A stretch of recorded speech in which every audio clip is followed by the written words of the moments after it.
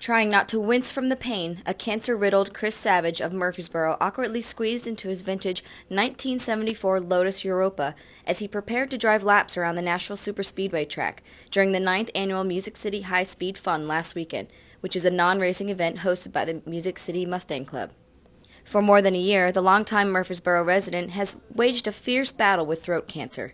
But now, as cancer invades the rest of his body, he's focusing on his bucket list, a collection of goals he'd like to accomplish. Former autocross racer and director of engineering for Nissan, Chris Savage had plans to restore his 1974 Lotus Europa that has occupied his garage for nearly 17 years, but just didn't have time for it. Then, when he first became ill, his wife Barb Ford hoped he'd get through his illness and be able to work on the car in the near future. That time did not arrive. Savage's cancer kept returning, eventually with a vengeance. So Ford got on the ball to make her husband's dream of restoring the Lotus come true. But normally a car like the Lotus Europa would take months, even years, to restore.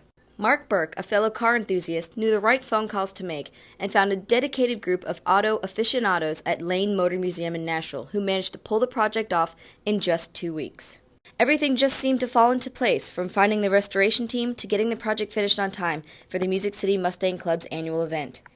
Results of all the hard work the Lane team put in could be seen in Savage's face, even though the cancer patient was suffering from intense pain. Once he managed to slide on his safety helmet, a contented smile spread across his face. A competition car for the most part, Savage's Lotus Europa has no power steering and no power brakes, so he'd need to have lots of control. But cancer made him weak, so with Mark Burke riding shotgun, Savage pulled away from the auto bay and headed for the speedway track.